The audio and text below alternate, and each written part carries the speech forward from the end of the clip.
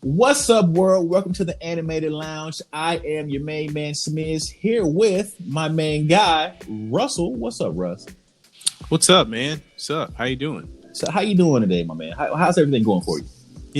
I'm living life. Blessed, happy. It's a weekend, Saturday, so in my house slippers, so I'm good. No, you sound pretty comfortable. You sound pretty comfortable. Oh yeah, I got these house slippers from animatedapparelcompany.com. Oh so they're pretty comfortable. I like them. They're actually Spider-Man. Interesting story with these is that we got them. It was like I've only been doing the store for like 2 years. So I started everything. So when I started building the site, one of the first products we had was these Iron Spider house slippers. And I mean, I see products all the time. I see merch all the time. So sometimes merch really hits me, and sometimes merch is just kind of like, whatever, it's merch. So I put it on the site, but these house slippers, apparently people just went nuts over these house slippers. Like everybody had to have a pair. And so I ordered me some. I was like, okay, look, I haven't even physically seen or touched these. So let me just see what these look like. So I get them. I'm like, oh, they're kind of cool. And then, it's been a year and I wear them all the time when I'm just wanting to just walk around the house, I guess. So pretty cool, comfy. I like them. Unfortunately, we don't have any more. So I, can't do a... Can't do a plug, but you can't dangle the goodies above us. I'm sitting here on the website right now. It's animatedapparelcompany.com. I'm sitting here looking. There's no more. He's got the last. What size you wear? Let's figure it out right now. Anybody listen? We're gonna find this size, y'all. We're gonna get this. It's like what size is those? My size. Like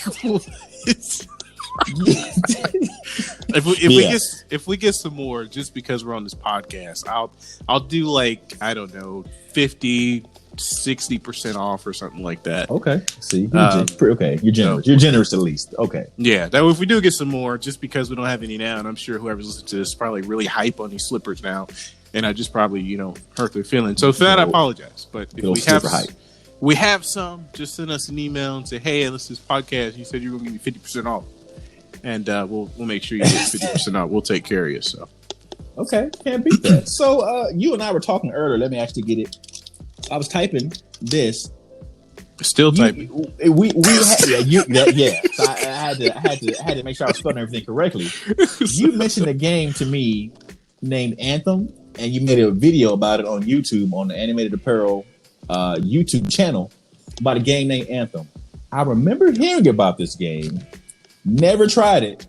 So I looked up the reviews. The first question comes up: is Anthem any good? Is Anthem bad? Can Anthem be played solo? And like, it's 55%, 59% on Metacritic, 3 out of 5 Tech Radar. What? In 2020, is Anthem still playable? Should somebody like myself that's never played Anthem but enjoys RPGs and games like Destiny, should they invest in Anthem? What are some of your thoughts? If I were like a brand new player coming into it and I heard about this game Anthem and I wanted to play it, my honest opinion is, my honest opinion is download EA Access and just play it from there. Smart. I would not spend my money on Anthem paying for the game. Reason for that is just kind of a long story on Anthem, is that Anthem first came out, there was all this hype. The Anthem's going to be the Destiny killer. Like, it's going to be it's going to be the shooter RPG of shooter RPGs. Like, it's a wrap. You download Anthem, it's a wrap. You ain't playing nothing else. And I actually expected that. I expected, okay, I'm gonna go ahead and download Anthem, and most likely Destiny's probably gonna be put to the side, and I'll hop in Anthem. So I hopped in Anthem. None of my friends actually at that time, my 5 Xbox Live friends, none of them actually played Anthem. And I was like, why ain't nobody playing it? What's going on? So I go in, hop in. I'm having fun shooting enemies, flying around like Iron Man, because basically in Anthem, you're what you call a freelancer. And freelancers pretty much, like, think about the whole world is pretty much is like, it's just chaotic. There's all kind of monsters out there. And so basically humans have kind of gathered in these little strongholds. Now, even while that's going on, humans also decide that they're going to go to war with each other. Why? Who knows? Part of the story. But basically, freelancers are these suits. So they basically develop these suits of armor, which are pretty much like flying tanks. So just think about Iron Man. Basically, you get abilities, you can shoot, you can shoot guns, you can get different guns, kind of like Destiny. So it has that element, that grind element, where you can get different weapons. They have different levels. They actually call theirs like masterwork. So masterwork items are like the hot items you want to go get. And other than that, like a lot of the elements are still there to where like you do certain missions, you get loot at the end of the missions and things like that. Now, where Anthem kind of fell flat is that when Anthem first released, there were so many glitches with this game. Like literally, I know in the YouTube video I post one clip, but Anthem at one point was almost just like unplayable. Like literally I went into the game, and that same video clip, I mean, it just like kept glitching. I mean, I literally couldn't even fly like in the game. I was like, what is this? So, there's parts like the games wouldn't load, and then it was terrible. Like when you first go into the game, you're kind of in this kind of similar space. I guess you say it's Anthem's version of like the tower, except you have to always go to the tower. Like you start out in the tower like all the time.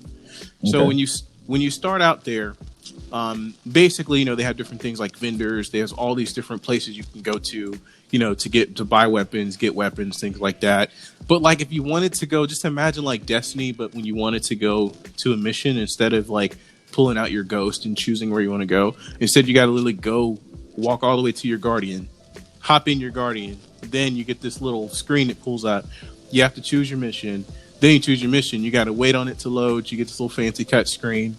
Then you go to your mission, assuming there's enough player base there for you to actually even play it. Because sometimes you'll show up and it's like, imagine doing like a Nightfall without matchmaking. Like you show up at the hardest Nightfall in Destiny, and there's no matchmaking. You're just literally sitting there.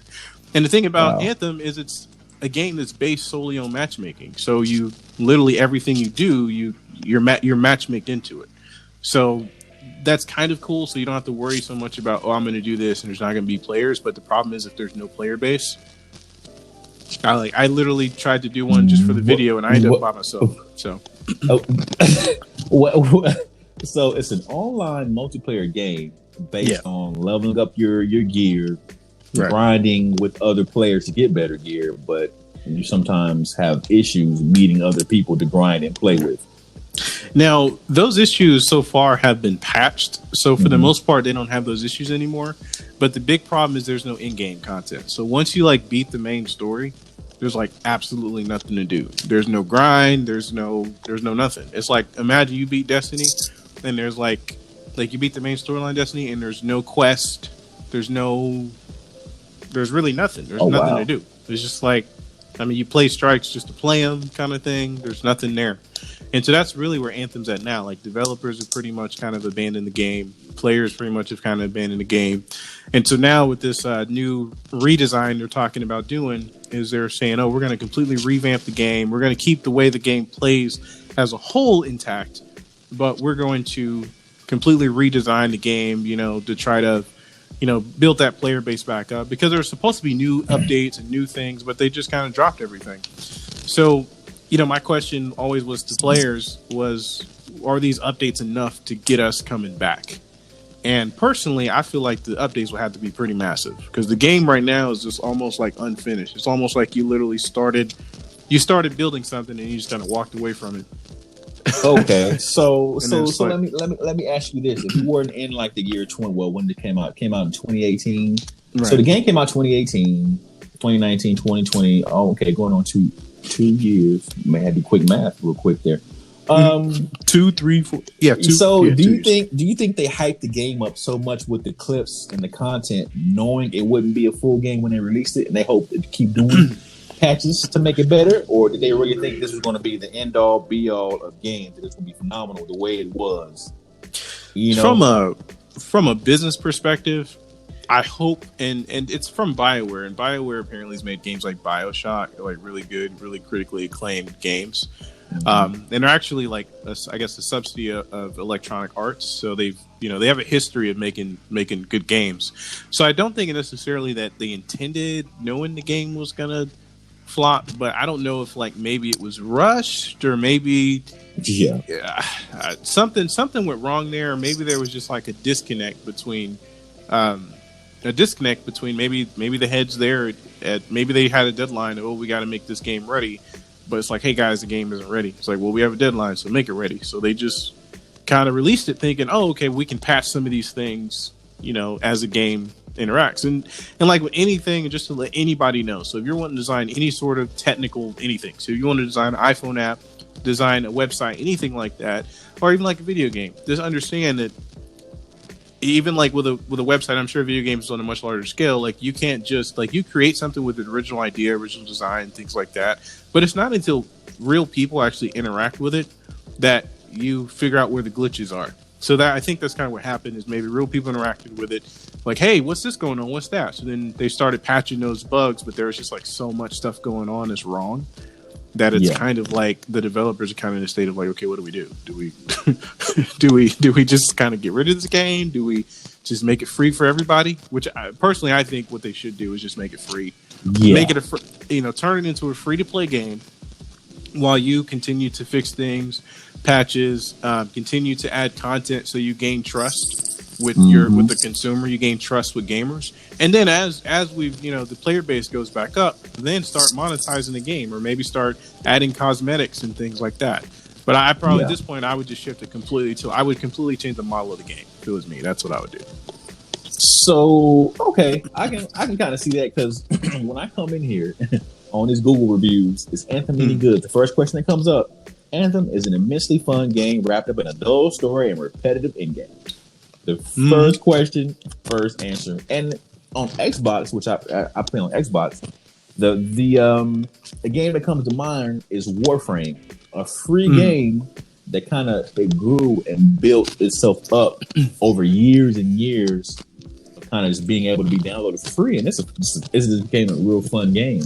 So I'm wondering, is that going to be like the model for more games in the future, free to play with microtransactions? So I'm cool buying micro stuff if the game's free, but I don't want to pay $60 to have to buy skins and buy guns and buy extra stuff on top of that.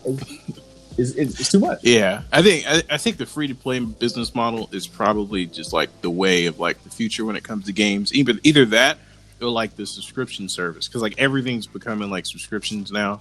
So I think that's the way it's going to go. It's going to be either you pay a subscription and you get like like with Game Pass, you pay so much for Game Pass, like $9 a month or whatever it is, and you get access to all these games. So I think that's just probably going to be it's either that or it's going to be like the free to play or just a combination of both. Because to me, I think the free to play model makes sense. I mean, you have a game literally. If it's free to play, anybody can play it, anybody can try it out, and I mean, that's really a good way to increase your player base. I mean, Destiny, you see they're doing it, and one thing that the Destiny player base has like grown a lot since then. But then you talk about the different ways to monetize the game. Well, if they build a good game that works and functions well, then you can do cosmetics, and people want to buy certain things, and and then Destiny loves what they do now is to keep us grinding forever for a particular quest. Boy, howdy. Goodness. But that's the thing Anthem was missing. Anthony was trying to be a Destiny killer, and I think honestly their aspirations were just like kind of like too large. And I can, as a business guy, as a success guy, I can understand like, going after somebody who you feel is at the top. I can see that. I'm coming for you.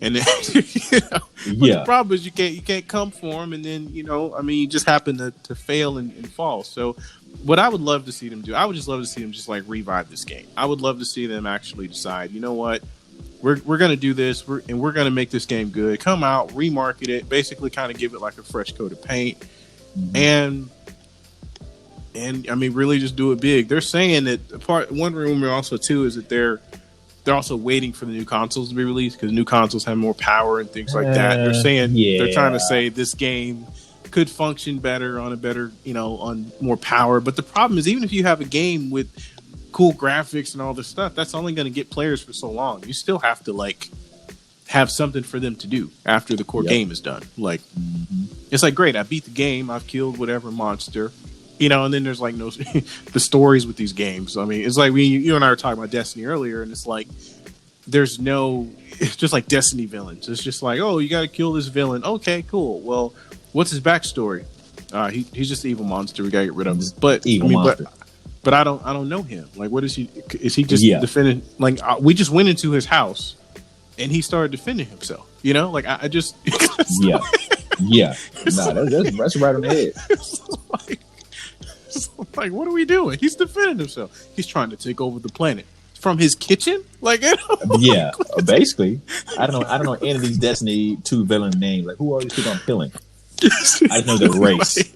I say, dang, they're all classified by race. Like, how would you feel living in America right now? Oh, let's go kill the blacks. Let's go kill the Spaniards. Let's kill not Hispanics, Spaniards. Kill them. And it's like, bro, whoa, they're not all bad. Whoa, wait a minute, no, let's. So yeah, okay, Destiny, you're about to call the race war, Destiny. then they're like defending themselves and like enemies coming at you, and it's so unfair because Guardians, we have like all these cool guns, we get exotics they can't use. I mean, we get all this cool stuff, that we can get, and then the fact that Guardians just can continue to be revived over and over and over and over again. It's like, so even when you kill them, it's like they come right back in like 30 seconds. So basically, so yeah, let's do that. Let's segue. Let's bring that over. So based on looter shooters, let's jump right to Destiny. Because everything I know about Destiny, I have more experience with Destiny playing it. Right. And like you said, I want armor made out of the same stuff my Ghost is made out of. My Ghost can't get destroyed. You're right. I keep coming back. So it's like kind of like making an airplane out of the black box. Oh, it's too heavy. Well, this is Destiny. This is the video game. Right. My Ghost is alive. So somehow I'm getting destroyed, and he can talk, Guardian down. I'm like, bro, that's me. You can see people behind me, you're a Ghost. You can scan the environment, scan stuff, give me specs. Tell me when somebody's shooting at me from behind. Like, help me. Help me. You just ghost until I die. But like, the Ghost is just like, whatever. Because if you die, they'll just revive you. And it's like, here you go. Here you go, Guardian. You're revived. It's like, bro, help. I don't need you. It's just like when I really first played this the very first time, the first Destiny, they had the Ghost. Then the Ghost had shells. I was like, "What? Ghost in the shell? What am I reading?" I didn't play the game. It's actually Scarlett Johansson. It's Scarlett Johansson. I'm not even touching that because boy, Ghost in the shell, boy, howdy. That's on topic. That's another episode. Whole another episode. That's a. But I mean, okay, so with Destiny, one thing I don't really care for. So let's say with the exotics, you only can equip one exotic based on an armor type or a weapon type. So I can't have exotic, helmet and exotic boots, legs, or whatever, pants, whatever you want to call them. I wish there was a way to maybe limit your exotics to maybe just 2, but they can be equipped in any slot. So I want 2 exotic rifles but no exotic armor, or an exotic head and exotic gloves or something like that. I think that'd be cool. But I don't know. It's definitely a grind, and I feel like one thing I do like about Destiny is you can apply those weapons differently to make your own Guardian. Even if they're all the same stuff, the way you play can be used differently to kind of make your experience different. I think that's super dope. Yeah, like to me, Destiny has evolved a lot too, because I know when Destiny 2 came out, players were kind of upset. I mean, I've been with Destiny 2 since like it first came out. There was a little bit of time where I stopped playing it so I could jump into Halo, and I was grinding on Halo 5 for pretty much that's all I played for a while was Halo 5, and then I jumped right back into Destiny again, and Destiny's pretty much kind of kept my Destiny kind of kept my attention since then. I mean, it seemed like Destiny to me is the type of game that.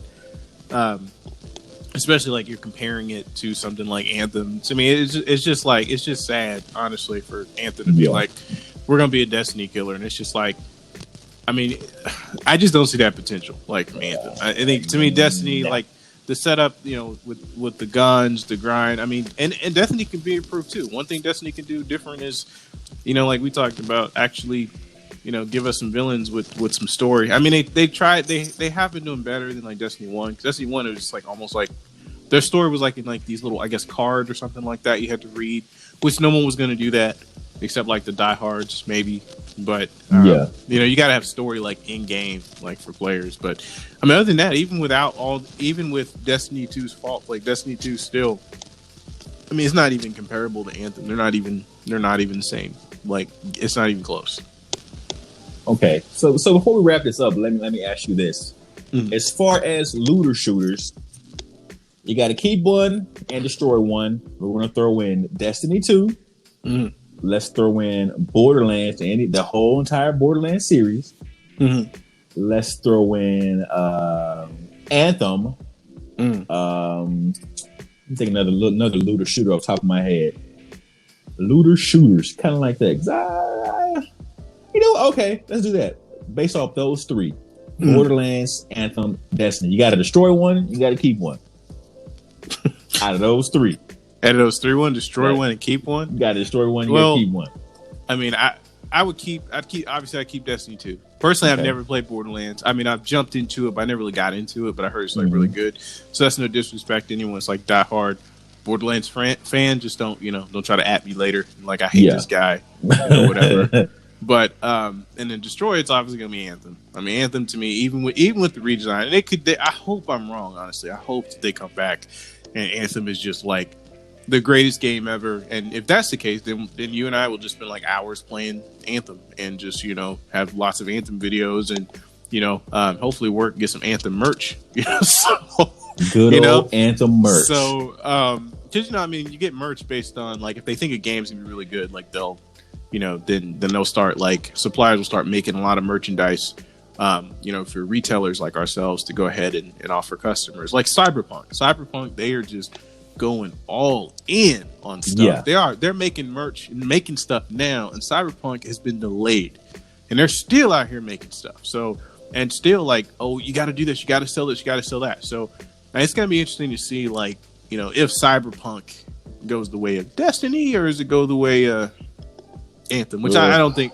I think it's going to do pretty well because I think the fact that they're delaying it, to try to make it right, I think is the best thing. Anthem should have been delayed. Yeah, should have been way delayed. And they got Keanu Reeves in Cyberpunk. They better not. John Wick turn that game inside out. Don't do that. Yeah, you go right in there. No, now, and he's back to being Neo. So so they got a lot of options, a lot of routes they got to cover. But yeah, I mean, I think that answers most of my questions as far as Anthem goes for the most part. And looter shooters, did you have a chance to play The Division by any chance before we wrap this up? I actually just downloaded The Division and just downloaded the first Division. Division 2. I did play Division 1. I played it a little bit and then I stopped. Okay. Division 2, I just downloaded it because they literally had it on sale for like $2.99. So I was like, really? I was like, I'm copping that. Yeah, I'm gonna have to cop that myself because the first division, my brother. Oh no! Oh no! I'm surprised there was Division 2. Ooh, they barely got Division 2 off the board. Oh boy, Division 1.